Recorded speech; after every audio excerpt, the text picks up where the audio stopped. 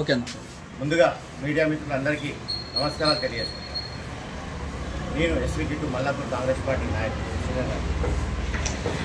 ఈరోజు ఈ ప్రెస్ సమావేశం దేనివల్ల అంటే నిన్న మల్లాపూర్లో ఒక సంఘటన జరిగింది. అదేంటంటే మన మల్లాపూర్లో మన 109 సర్వే నంబర్ వద్ద ఒక ల్యాండ్ ఇష్యూ ఏదైతే ఉందో ఆ ఇష్యూకి సంబంధించిన నిన్న ఎమ్మెల్యే గారు స్థానిక కార్పొరేటర్ గారు ఇక్కడ కొబ్బరికాయ కొట్టడం జరిగింది.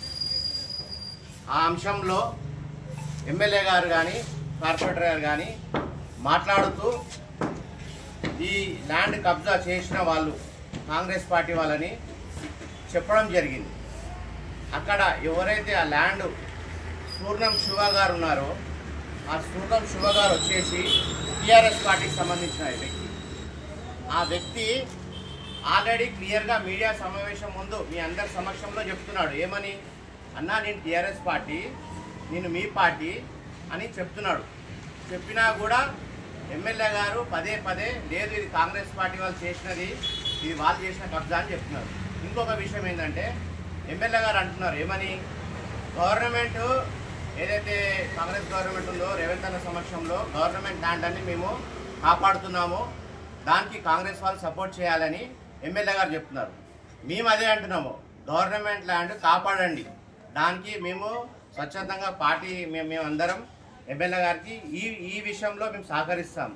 కానీ దొంగ దొంగ దొంగ అన్నట్టు మీ వ్యక్తి కబ్జా చేస్తాడు. ఈయన పేరు సూర్ణం శివ, చూడండి కాంగ్రెస్ పార్టీ టీఆర్ఎస్ పార్టీలో ఉన్నారు. ఇది దేవేందర్ రెడ్డి గారితో ఫోటో దిగారు. మీ వ్యక్తే కబ్జా చేస్తారు, మీ వ్యక్తే ఆపుతాడు, మళ్ళీ మీరేమో కాంగ్రెస్ పార్టీ వాళ్ళని మీరు చెప్తున్నారు. ఇది ఎంతవరకు సభ? నేనేమంటున్నా అంటే ఎమ్మెల్యే గారికి కానీ కార్పొరేటర్ గారు కానీ, ఎమ్మెల్యే గారండి మీరు ఈ గవర్నమెంట్ ల్యాండ్ ఏవైతే మీరు కాపాడుతున్నా నేను చెప్పారో మల్లాపూర్లో ఇంకా చాలా ఉన్నాయి, ఇవన్నిటినీ మీరు సమీక్షించండి, ఒకసారి చూడండి, దాని తర్వాత కంపౌండ్ వాళ్ళు వేయండి. మీకు నిధులు సరిపోకపోతే మేము మా కాంగ్రెస్ పార్టీ తరఫున మా పరమేశ్వరన ఆధ్వర్యంలో ఇది పెద్దల దృష్టికి తీసుకెళ్ళి దీనికి సరిపోయే నిధులు సేకరించమని మేము కూడా వినతి పత్రం ఇస్తాము. అదేవిధంగా మీరు కార్పొరేటర్ గారి గురించి చాలా తక్కువ తెలుసు మీకు, ఎందుకంటే మీరు ఒక మాట అన్నారు, మేము 2 సంవత్సరాలు ఉంటాం దాని తర్వాత ఉండమని. ఈ కార్పొరేటర్ గారు గత 10 సంవత్సరాల నుంచి మల్లాపూర్లో కార్పొరేటర్ గారు ఉన్నారు. ఈ మాది మల్లాపూర్ అంటే మావి చాలా బస్తీలు ఎక్కువ ఉంటాయి. అక్కడ అశ్వనగర్ కానీ, ఇక్కడ దుర్గానగర్ కానీ, ఇక్కడ ఓల్డ్ విలేజ్ కానీ, ఈ విలేజ్లలో గ్రామ ఖండంలో ఎవరు ఇల్లు కట్టినా కూడా బతికే పరిస్థితి లేదు. ఇది నేను చెప్పలేదు, గతంలో ఎన్టీవీలో డైరెక్ట్ వచ్చిన లైవ్ ఉంది, అది మీరు అందరూ చూశారు. కాబట్టి అది కూడా చూపిస్తాను నేను. ఈ కార్పొరేటర్ గారిది ఇంకా మా అంటే ఇంకో నెల 2 నెలలు ఉంది. ఈయన ఏమనుకుంటున్నాడు అంటే ఇంకా నెల 2 నెలలు ఉంది, దోచిన కాడికి అందిన కాడికి దోచుకొని పక్క జరుగుదామని చూస్తున్నాడు. మేమేమంటున్నామంటే ప్రజలకు అండగా ఉంటాము, కాంగ్రెస్ పార్టీ ప్రజల కోసం పోరాడతాం కాంగ్రెస్ పార్టీ. ఇవాళ ఏవైతే ఎమ్మెల్యే గారికి చెప్తున్నామో, ఇవాళ ఏవైతే ల్యాండ్స్ ఉన్నాయో ఎమ్మెల్యే గారండి, ఏవైతే సంజీవ పార్క్ ఉందో, ఇవాళ డబుల్ బెడ్రూమ్ కట్టిన స్థలం ఉందో, ఇవాళ విగ్రహాలు పెట్టిన గడ్డ ఉందో, ఇంకా ఏవైతే ల్యాండ్స్ ఉన్నాయో ఇవన్నీ కాంగ్రెస్ పార్టీ హయాంలో కాపాడిన ల్యాండ్లే. దాన్ని మీరు అభివృద్ధి చేశారు మీ హయాంలో. మిగిలిన ఏమైనా ఉంటే మేము వచ్చే 2 నెలలు మేము వస్తున్నాం కాబట్టి డెఫినెట్గా అభివృద్ధి చేసుకుంటాం కాంగ్రెస్ పార్టీ ఆధ్వర్యంలో. అదేవిధంగా ఒక్కసారి మీరు అన్నారు మేము గన్మ్యాన్ లేకుండా నేను మొత్తం తిరుగుతా అని. మీరు గన్మ్యాన్ లేకుండా తిరుగుతారేమో ఎమ్మెల్యే గారు, కానీ మీ కార్పొరేటర్ అనుచరులు లేకుండా ఏ బస్సు తిరిగే పరిస్థితి లేదు ఈరోజు.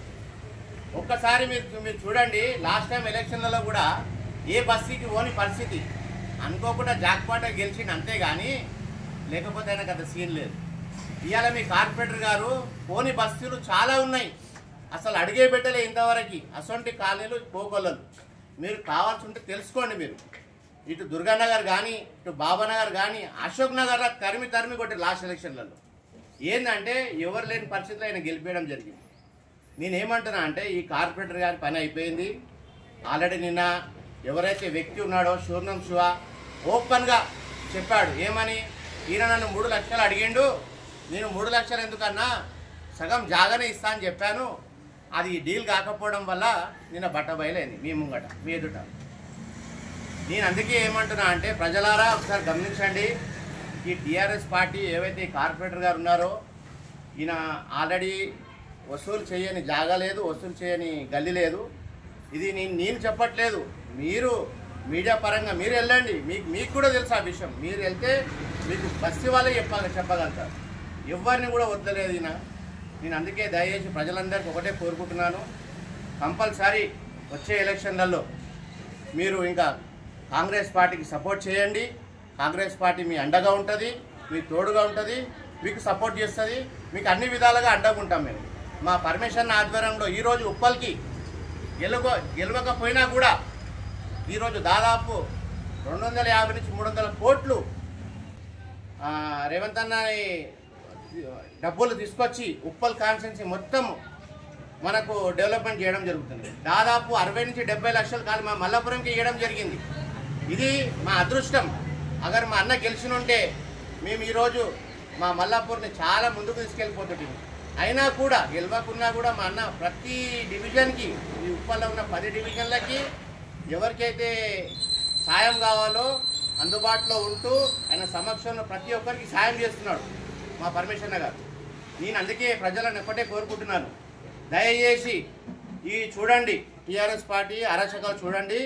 వచ్చే ఎలక్షన్స్లలో దయచేసి కాంగ్రెస్ పార్టీకి సపోర్ట్ చేయండి. నమస్కారం. ఇక్కడికి వచ్చిన మీడియా మిత్రులకు అలాగే ఇక్కడికి వచ్చిన అందరికీ నమస్కారం ధన్యవాదాలు.